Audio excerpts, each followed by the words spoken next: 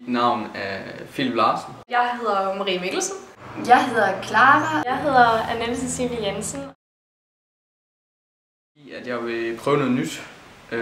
Alle mine søskende har været på efterskole. Og så tænkte jeg, hvorfor ikke prøve noget andet og springe ud i noget nyt. Jeg har altid været meget interesseret i at se, hvordan andre folk levede andre steder i verden, og jeg altid godt kunne lide at rejse og sådan nogle ting. Og jeg vil gerne lære tysk, så. Det at lære tysk, det var en udfordring, men altså, man kom rimelig hurtigt ind i det. Det er bare meget sjovt, fordi man lærer det efterhånden. Det er ikke sådan, at man går og sætter ned hver dag og øver sig, fordi det helst man sådan bare lærer. Det er sådan bare noget, der kommer og sådan noget. Så. Jeg talte bare tysk fra starten, og så måtte jeg bare se, hvordan det gik. Og på en eller anden måde, så gik det.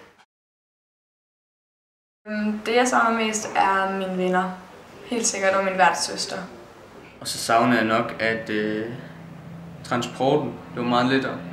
Der var ikke langt til togene, og de kom altid på tiden. Her i Danmark er det pisse svært at komme med togdele, synes jeg. Den måde, men altså, jeg kan godt lide den der høflighed, der er, men altid sådan, der er altid sådan en positiv stemning for det meste, synes jeg.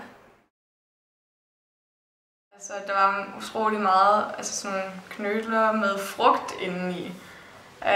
Det kunne jeg til at starte med ikke så godt lide, men til slut der blev det noget af mit yndlings.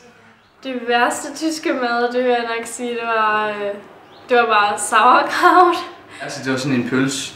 Det er sådan en speciel pølse, de har i Tyskland og Schweiz, hvor at, når man så bestiller den, så siger damen, at man skal tage en serviet og putte den foran, og så stikke en gaffel i, fordi der er så meget fedt i den, så det sprøjter op ud af den. Og det var så klamt at spise den. Men noget af det bedste, synes jeg faktisk, det var sauerkraut pizza, fordi det smagte helt anderledes. Det smagte slet ikke som når du sidder og spiste sauerkraut. Det jeg tager med mig, det er alle de gode oplevelser, jeg har været ude at rejse rigtig meget rundt i Tyskland, se det meste af Tyskland, alt det tager med mig. En positiv energi, alting, jeg synes bare, ja. Det jeg tager med mig fra mit udvekslingsophold, det er helt sikkert mit tysk, som er blevet væsentligt bedre. Jeg synes, man skal tage til Tyskland, fordi at det er rigtig fedt.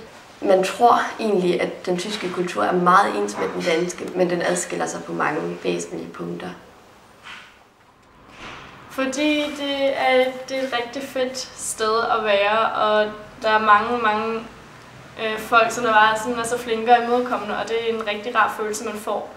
Og man lærer sproget, og det er bare super. Og så i Tyskland der har de også rigtig mange seminarer, hvor man kommer med på flere seminarer med FU, og så med mange andre udvekslingsstudenter, og det er super fedt.